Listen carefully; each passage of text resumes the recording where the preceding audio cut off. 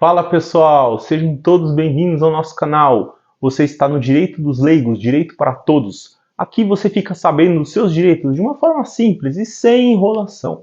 E sem enrolação, para quem não me conhece, eu sou Elvis Davantel, fundador desse canal. E hoje nós vamos falar de um assunto que vai interessar todo mundo, pessoal. Todo mundo vai ter interesse. E de certa forma, alguém já deve ter ouvido falar disso.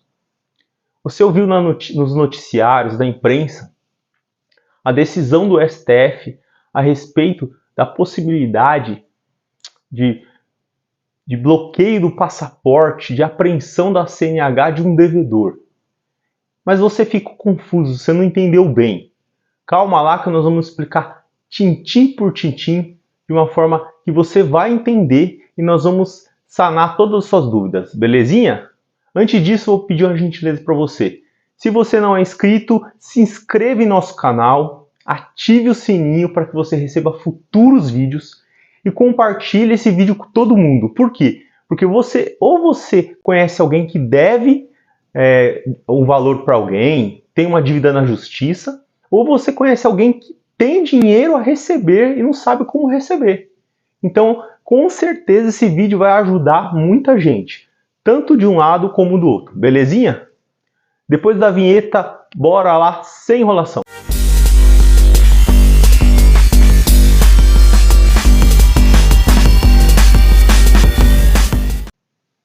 Então, pessoal, essa notícia deu o que falar, né?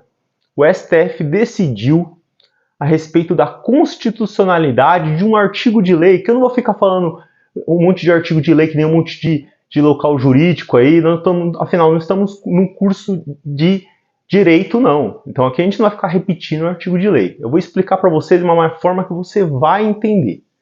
E declarando a constitucionalidade, diz que esse artigo da lei, na verdade são mais de um, diz que eles são válidos, eles podem ser aplicados, tá? Eu vou explicar por quê. É um artigo da lei que está no Código de Processo Civil que autoriza o juiz a tomar medidas excepcionais e tomar medidas que são possíveis para se obter o crédito, obter o direito de alguém. E dentre essas medidas tem umas polêmicas, como apreender passaporte, a CNH de alguém, impedir dessa pessoa participar de concurso público ou de licitações públicas, dentre outras situações que a pessoa é forçada a essa situação para que ela pague, quite o seu débito. E aí o Partido dos Trabalhadores, o PT, entrou com uma ação dizendo: isso está errado, isso tem que ser inconstitucional, porque afinal de contas a pessoa que tem a sua CNH, por exemplo, apreendida, ela está sendo, o seu direito constitucional de ir e vir está sendo tolhido, está sendo impedido da pessoa exercer esse direito. E criou uma interpretação no sentido que esses artigos são violadores de outros direitos constitucionais, tá? E aí a AGU se manifestou, a PGR se manifestou, que são órgãos que se manifestam também no sentido parcial, concordando em partes, tá? Até que essa decisão chegou no Supremo e já está sendo discutida na Justiça há muito tempo em outros órgãos, ok? Em outros tribunais, como o STJ, que muita gente confunde com o STF. Mas bora lá, vamos direto ao ponto central. A notícia ficou correndo, as pessoas ficaram confusas, a imprensa não divulgou corretamente, porque acontecia o quê? Dava a entender pela notícia que você lia, que toda e qualquer CNH seria apreendida. Se a pessoa está devendo, a CNH dela podia ser apreendida. Então, muita gente ficava indignada, dizendo assim: nossa, que absurdo, o cara que faz o Uber, o cara que trabalha com o Uber vai ter a sua CNH apreendida, como ele vai pagar suas contas? Aí que ele não vai conseguir pagar mesmo. E do outro lado, também ficaram indignados. Oh, nossa, até que enfim, uma decisão que veio para poder ajudar o credor a receber o seu crédito. Assim, enfim, havia muita polêmica, muitos ruídos. Na verdade, pouco se falou de uma forma clara dessa decisão. Então vamos lá, agora eu vou explicar para vocês o que foi decidido e que na verdade foi uma boa decisão, tá? Quem me acompanha aqui sabe que eu sou o primeiro a criticar o STF e outros órgãos quando eles erram. E na verdade eles erram muito mesmo. A justiça, ela em grande medida, ela é desarrazoada, ela comete uma série de equívocos, passa por cima do legislador. Dessa vez não. Dessa vez ela obedeceu tanto o legislador constitucional, a Constituição Federal, quanto o legislador infraconstitucional, o legislador que criou essa lei. Tá? Ela respeitou os dois. Por quê?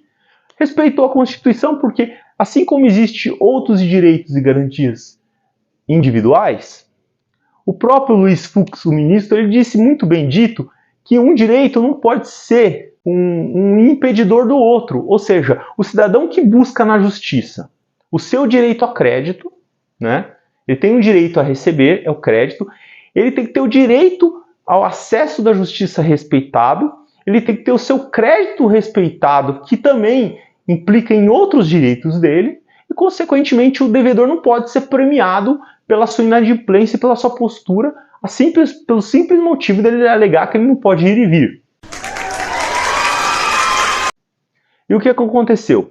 O STF criou um meio termo, ele criou um equilíbrio nessa decisão, dizendo assim: o juiz primeiro vai cumprir o rol das medidas coercitivas típicas. Calma lá, já vou explicar. São medidas coercitivas que já estão previstas em lei. Por exemplo, a penhora da conta bancária, né? A penhora de bens na casa do devedor ou na empresa do devedor, dentre outros tipos de coerção que forcem o devedor a pagar, que estão na lei. Primeiro, o juiz tem que cumprir esse rol. Depois que se forem tentadas essas formas e nenhum bem for alcançado, aí sim o juiz, fundamentando, respeitando a proporcionalidade da medida, que eu já vou explicar para vocês o que é isso, ele pode se valer dessas medidas atípicas de coerção e indução, tá? Que são medidas atípicas, ou seja, não estão na lei, mas que a lei lá no artigo específico ela autoriza o juiz a adotar. Por exemplo, o juiz pode entender que em determinada circunstância ele pode adotar uma medida que não necessariamente está prevista em lei, porque imagina, a circunstância do dia a dia muda, nem tudo dá para estar previsto em lei, óbvio, né? Então, por isso que esse artigo inteligente, ele dá mais mecanismos de atuação para o juiz em casos de abuso da parte devedora. Vamos lembrar de um caso muito peculiar, que a Justiça do Trabalho recentemente penhorou joias e bens de uma devedora na Justiça do Trabalho que não conseguia se penhorar nada dela, mas ela ostentava nas redes sociais bolsas de luxo, andava em bons carros. É óbvio, a bolsa e os carros não estavam no nome dela. No entanto, ela se aproveitava da situação que os meios típicos, aqueles meios que estão previstos em lei, não estavam tendo sucesso e dava a gargalhada do seu credor, que no caso é um trabalhador. Da mesma forma que outros credores estavam chupando o dedo e não conseguindo receber o seu crédito. Isso, obviamente, é uma grande injustiça. E o Estado, a função básica dele é garantir a pacificação social, que significa que ele tem que atuar para que não haja um estado de barbárie, uma vingança coletiva. Imagina, se todo mundo perder a fé na justiça, você vai para a vingança privada. É aquele agiota que vai cobrar a dívida por conta própria. Ou seja, ele não confia nos meios legais. Ele vai e ele usa os seus próprios meios. Como a justiça ela não pode permitir isso, então ela criou o judiciário atue de acordo com regras que respeitem o contraditório, ou seja, a pessoa pode ter até aquela medida coercitiva contra ela, mas ela vai ter o direito de se manifestar, ela vai ter o direito de exercer seu contraditório frente àquela situação, frente àquela penhora ou àquela constrição que ela considerou abusiva, tá? E o juiz, o magistrado do STF também muito bem diz que contra decisões arbitrárias cabe recurso. E por fim, eu falei que ia explicar para vocês o que é proporcionalidade. A proporcionalidade é justamente o equilíbrio, o bom senso na decisão judicial. Por exemplo, muita gente já ouvi muitas queixas, reclamações nas redes sociais falando assim: poxa, agora o trabalhador que tiver uma dívida lá no SPC e no Serasa não vai poder trabalhar de Uber porque ele vai ter a sua CNH apreendida. É óbvio que nessas situações o Poder Judiciário não poderá apreender a CNH. Que casos? Um caso como esse, em que o sujeito devedor, ele usa a CNH dele para se sustentar. Ele é um motorista de Uber, ele é um motorista de táxi. Nesses casos, há uma desproporcionalidade caso o juiz atue e apreenda a CNH. Olha que tipo o caso que tem que ser colocada a proporcionalidade, né? E há outros, por exemplo, você acha justo que alguém que está devendo mundos e fundos possa ter o direito de curtir férias no exterior? Eu não acho. Pensando nisso, a justiça entendeu que é permitido sim, e não viola o direito de ir e vir do outro, a apreensão do passaporte. Portanto, pensando justamente nisso, o devedor ele não tem dinheiro para pagar a dívida, tá? Mas ele tem dinheiro para poder ficar passeando fora do país, porque o passaporte você usa para sair do Brasil, para adentrar e sair do Brasil, não é verdade? Então, nesse sentido, entendo que a justiça acertou, tá? E na questão do concurso público e da licitação pública, também acredito que a justiça aceitou. E eu não vi ninguém falando sobre isso, mas eu vou falar. A Constituição Federal fala, no artigo 37, que os servidores públicos, ou seja, quem ingressa no serviço público, deve cumprir, deve atender ao princípio da moralidade. E quem participa das licitações públicas também deve atender ao princípio da moralidade. Ora, eu te pergunto, você acha justo que alguém que está com nome sujo, está devendo mundos e fundos, tem o direito de participar de licitação pública?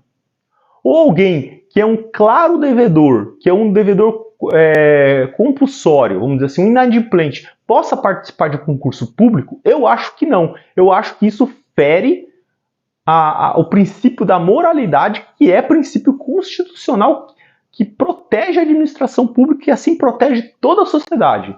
Mas e você, o que acha? Comenta aqui se você concorda comigo ou você discorda. Coloca aqui, eu quero ouvir muito a sua opinião, tá? E mais uma vez, eu vou pedir para você, se você gostou desse vídeo, que você curta o nosso vídeo e você compartilhe esse vídeo com todo mundo, porque ele vai ajudar muita gente, tá? Pois afinal, aqui você fica sabendo dos seus direitos de uma forma simples e descomplicada. Então, pessoal, você entendeu? O STF, ele acertou nessa decisão? Você acha que ele acertou nessa decisão de considerar constitucional esses dispositivos de lei que permitem ao juiz tomar medidas que não estão previstas na lei, mas que irão fazer com que o credor receba o seu crédito?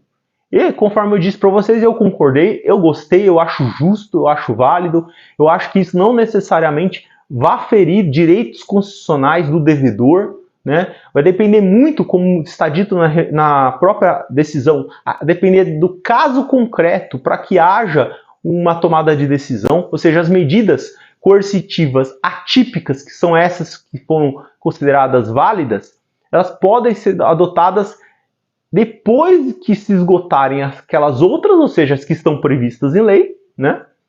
E de acordo com o caso concreto, respeitando sempre o contraditório e a proporcionalidade, conforme eu falei. Ou seja, há muitos casos que os devedores se valem da lei, ou seja, da rigidez da lei também, para não pagar, para não cumprir com as suas obrigações. Então eu acho que nesse sentido o STF mandou bem, né? Acertou, né? Criou um equilíbrio, deu segurança jurídica na sociedade, que afinal, quem deve pagar, ou seja, quem deve pagar, né?